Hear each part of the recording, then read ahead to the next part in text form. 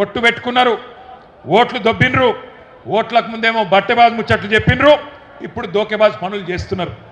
ఇవాళ గల్లీలో ఉన్న కాంగ్రెస్ కార్యకర్త ఎవరైతే ఇంటింటికి తిరిగి ఓట్లు అడిగిండో వాడు మాట్లాడతలేడు. పోనీ ఢిల్లీ నుంచి వచ్చినోడు ఏమైనా పత్తా ఉన్నాడా అంటే వాడు మళ్ళా గల్లనే పడతలేడు. ఢిల్లీకి వెళ్ళి వచ్చినోడు ఏమయ్యా రాహుల్ గాంధీ, నిన్ను అడుగుతా ఉన్నా, ఎక్కడ సచ్చింది నువ్వు చేసిన డిక్లరేషన్, ఎక్కడ సచ్చింది అని అడుగుతున్నా. నువ్వెక్కడ చచ్చినావు రాహుల్ గాంధీ? నువ్వు నిలబెట్టిన ముఖ్యమంత్రి, నువ్వు ఇక్కడ మాకు అప్పచెప్పిపోయిన ముఖ్యమంత్రి ఏ గాడిది పనులు దోముతున్నాడో అని అడుగుతున్నా నేను. ఎక్కడున్నాడు? రైతులు కల్లాల కాడ అవస్థల్లో ఉంటే ఇలా మక్కలు నిన్న తిరిగిన నేను జనగామల యశ్వంతాపూర్ పోయినా, పర్కాళ్ళ ఊకలు పోయినా, నర్సంపేట మార్కెట్ యార్డుకు పోయినా రైతులు కళ్ళకెళ్ళి రక్తం గారే పరిస్థితున్నది. అందుకే అంటున్నా నేను బాధతోని, ఎక్కడ చచ్చిండు రాహుల్ గాంధీ? 4 ఏళ్ళే రైతు డిక్లరేషన్ అని చెప్పి ప్రభుత్వం వచ్చి 2.5 ఏళ్ళు అయిపోయాయి. ఎక్కడ ఒక్కటన్నా అమలు చేసినవా అని అడుగుతున్నా.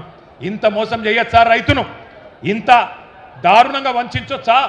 అన్నం తినే కంచంలో ఈరోజు మన్ను పోయొచ్చా అని నేను అడుగుతున్నా. దుక్కి దున్నుకునే రైతన్నను ఇంత ఘోరంగా మోసం చేస్తారా?